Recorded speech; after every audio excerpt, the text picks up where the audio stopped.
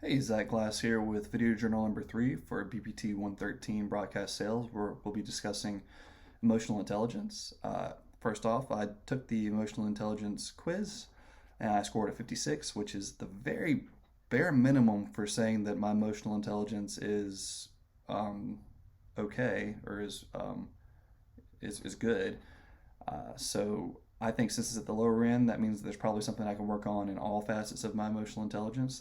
Even though I technically qualified in the good range, don't think that just by barely meeting the bare minimum, that means that I'm good to go. That I don't need to do any work. And even if somebody qualifies on the higher end of the good range, I think that there's always room for improvement.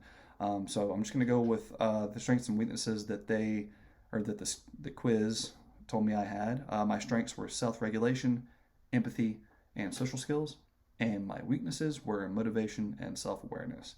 Again, my weaknesses and strengths, they weren't very far off in the points total that they gave.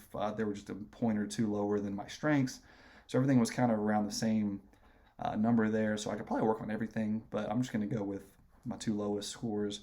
So my improvement in the motivation aspect would be to work on deep breathing, taking the time, taking a pause in stressful situations, and thinking about my reactions before I react.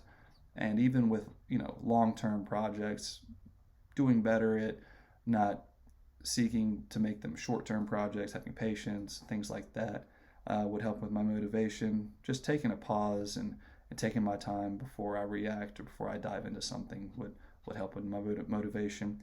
My self-awareness, working on my mindfulness, being present with where I'm at in my head, and being present with where my emotions are at, keeping track of them and taking account for where I am at emotionally in all situations would help with my self-awareness.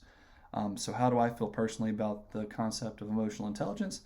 I think it essentially boils down to maturity. I know it's way more complex than that, but when you boil it down, that's the best way to describe it to somebody without having to get too deep.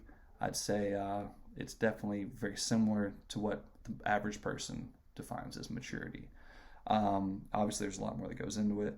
I do think it's something that should be taught throughout all levels of schooling, primary, secondary, and in college. I think if we were all given the tools to, strengthen our emotional intelligence throughout our youth and, throughout our schooling, society as a whole would benefit from that. I think that would be a really good, effective way of helping society, advance and move forward as we go into the future. It's a very effective way of determining the potential of an individual, and it's also a very effective way of developing a successful team and successful staff. That goes more into how do I feel it directly relates to success in the workplace. So I'm just going to transition into that question. Yeah, it like that company that started using the emotional intelligence scores in their hiring process. Their sales for their average salesperson went up almost $100,000 per salesperson just from hiring people with higher emotional intelligence scores. You can't, argue with that type of result. So I think every company should be doing that.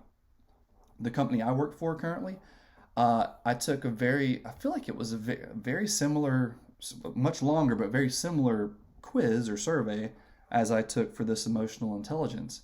And you have to hit a certain number on that. I'm not sure what their threshold is. I doubt it's very high. I doubt it's extremely high. They're probably just trying to weed out certain individuals. They're trying to just make sure you're at a certain level because I don't really work in a very high end business. But it was interesting that they had us take something like that, and if you didn't score a certain level, you weren't allowed to work there. So thought that was pretty cool. And the company I work for is very, very successful across the country. So that might be why. And all the people that I work with are very, considering the type of job I work at. Everybody that I work with has a certain level of emotional intelligence, and it saves a lot of useless conflict and things like that. And that's where that goes into, how do I feel like it directly relates to success in the workplace.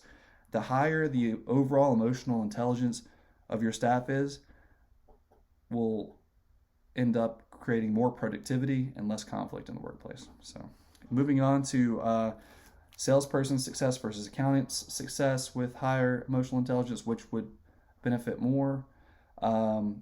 Overall, emotional intelligence is important for every profession, but a salesperson with low emotional intelligence will struggle way more than an accountant with low emotional intelligence.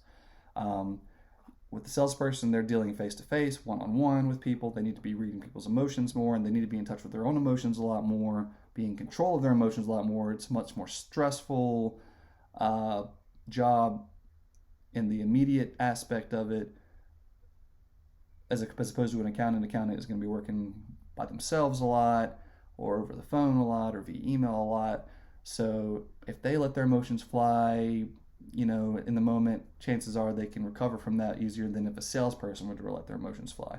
And if an accountant can't read their client's emotions, yes, that might hurt them, but it will not hurt them nearly as much as if a salesperson can't read their client's emotions, because emotions go into sales way more than they go into accountants. But I will say overall, the higher emotional intelligence that an accountant has will make them a much more successful accountant, because it goes into every profession.